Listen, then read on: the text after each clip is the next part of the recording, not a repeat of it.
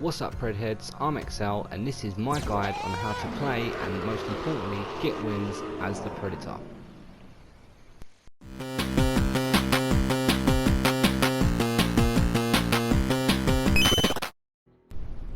So I know there are a few guides out there at the moment, but after playing as the Predator main, since the beta and not only reaching max level but achieving the ancient trophy, what is 1,000 skull claims, I thought I'd share my tips and tricks to any new players out there or existing players that are just starting to try out as the Predator.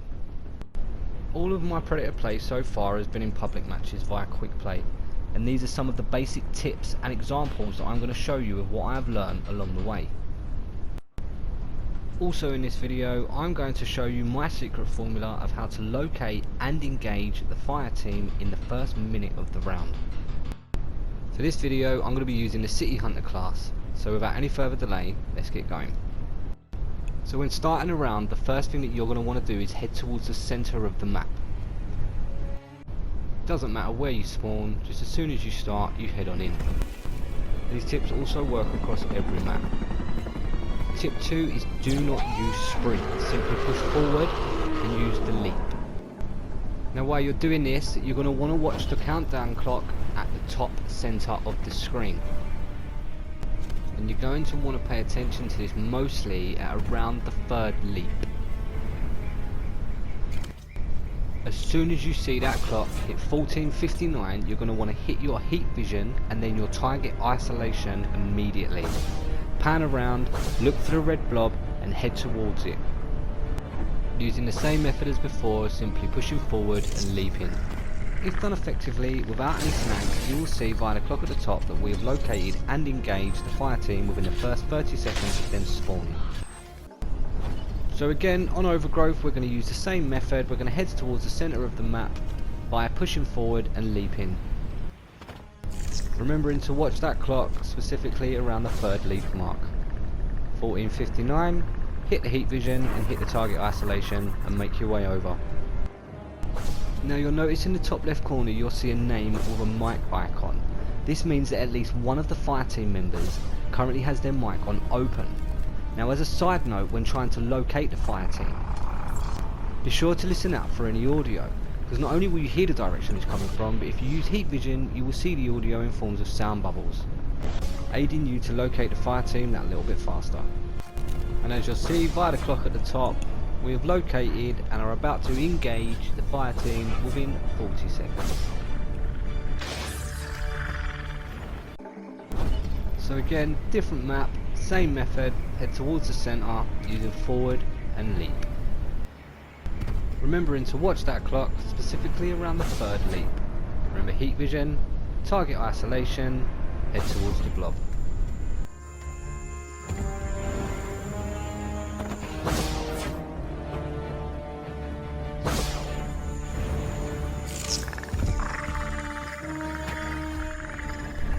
And then again, via the clock at the top, you'll see that we have located the fire team this time within 24 seconds.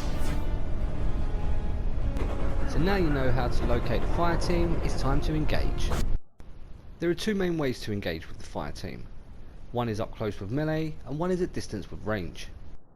Each hunter's playstyle is their own, so it's good to mix it up.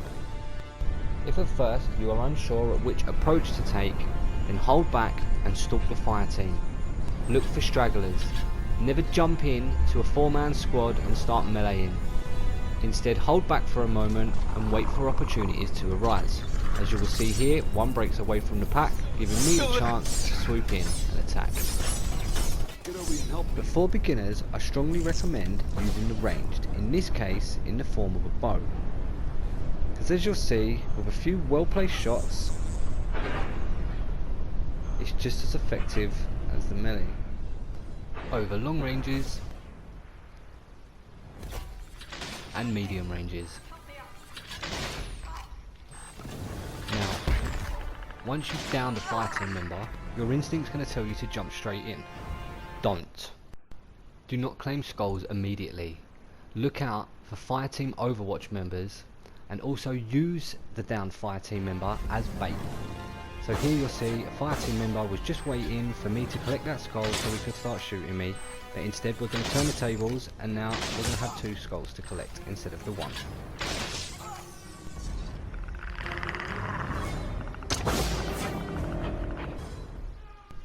And now in this scenario, we're going to use the downed fire team member as bait, luring in 2 of his fellow fire team members. We're going to let them settle in, attempt to revive, and then start picking them off.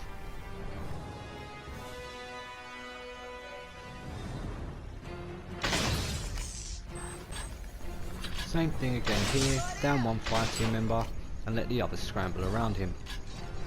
It will normally cause a lot of confusion and give you enough opportunities to take advantage of.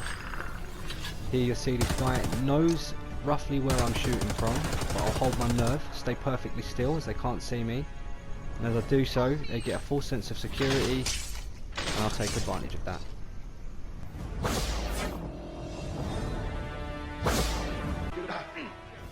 In this situation, the downed fire team member is crawled to cover, giving me no target on the fire team member that is attempting to revive. So when this happens, finish off the already down player, leaving the fire team with 1 less member, for now. This should cause some confusion, creating opportunities for you to take advantage of and gain some extra kills. And then the same again here. With 1 fire team member down, I'm going to attempt to pick off the others amidst the confusion and then add to it by using the destructible items in the environment around, such as red canisters and barrels. If the fire team are close enough, this will also cause additional damage. So now, with 2 fire team members down and only 1 other in sight, you can potentially go in for the melee kill. Double check your surroundings, make sure the 4th isn't watching, head on in. Clearing out any AI in the way, but still holding off on collecting any skulls. And then the same again here, only this time the 4th fire team member is shooting at me, but from quite a distance and away from the group. So I take the opportunity to jump in and melee the 3rd member to the down. And now we know the area is clear of the 4th member, we go into the claim. Clearing out any remaining sites.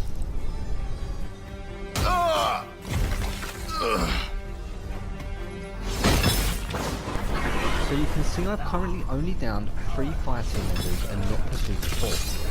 And the reason for that is if you are a new player, then you are going to want the extra XP to help you level up. So here I'm just going to stand perfectly still, allowing him to run off, and giving me the time to finish my claims. And that gives him a chance to call for reinforcements.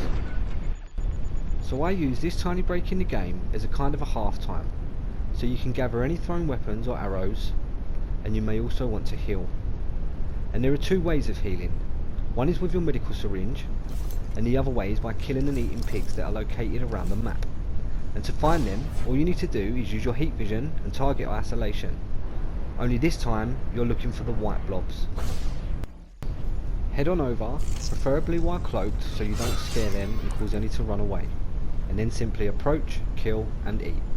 And when they're in a group like this, it's a good idea to kill more than 1, as their icon will stay on your map in case you ever need to return and heal up again. And now you're ready for the end game. So by now, the 4th fire team member should have gotten to the reinforcement zone. And when he does, you will get a prompt on the screen, followed by a red marker saying danger. Head towards it as fast as possible.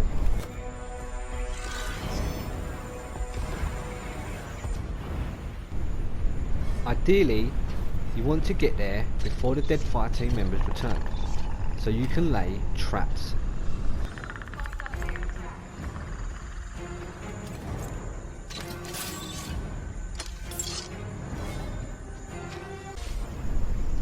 Or get there at least as they return, as it will take a couple of seconds for them to get reorientated, and as you can see, it will still be effective.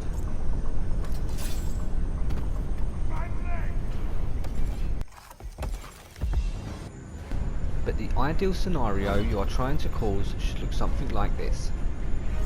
Bam. Now we're just going to fire at will and finish him off quickly.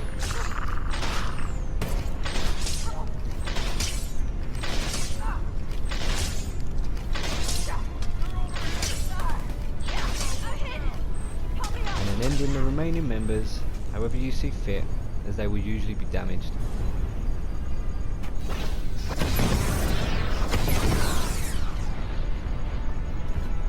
And then claim all of your skulls for the win, leaving the last guy that you downed until last, so not to end the game before you get to claim all of your trophies.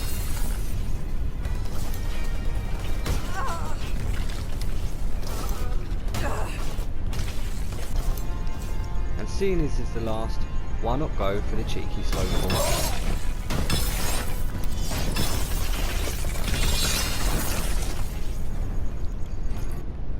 And that's it, Predheads. Like I said, the video is mainly for beginners, and I hope it helps you perfect your hunt in any way.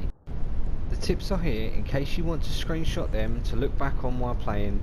And for more tips and tricks, an all-round Predator hunting grounds discussion, then why not join us over on the Facebook page. We are the original and largest Predator hunting grounds community, so should be easy to find. So until next time, Predheads, thanks for watching, and I'll catch you in the hunt.